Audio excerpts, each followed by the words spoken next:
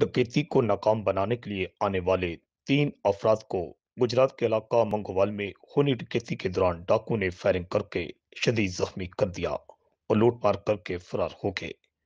DPO Gujarat Ataur Rahman के charge संभालने के बाद गुजरात के इलाका मंगोवाल में मोहल्ला मीर अली कॉलोनी में खूनी डकैती का वाकया पेश आया है, जहां हाजी जावेद के घर में मुसल्ला अफराद घुस आए और आते ही घर में मौजूद घर के सरबराह हाजी जावेद और उसके 2 बेटों मोहसन जावेद और तंजील जावेद को खवातीन समेत असला के जोर पर यरगमाल बना लिया, कमरा में बंद कर दिया और घर में लूट मार शुरू कर दी। इस दौरान घर में दूसरे कमरा में मौजूद खातून फातिमा तंजील ने करीबी रिश्तेदार बिलाल जहांगीर को फोन करके बताया, हमारे घर डाकू आ गए। जिसके बाद बिलाल जहांगीर, उसके वालिद हाजी जहांगीर और हाजी रफीक जमान वहां पहुंच गए, जहां डकैती की वारदात हो रही थी।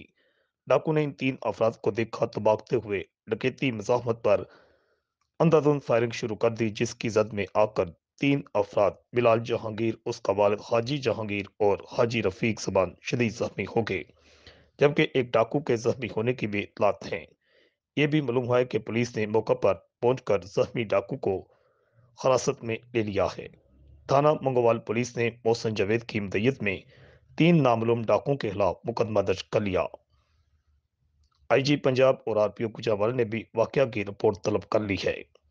मुलजमान की गिरफ्तारी के लिए छापे मारे जा रहे हैं। रिपोर्ट आकाश नियाजी, अल हिजाज न्यूज, गुजरात।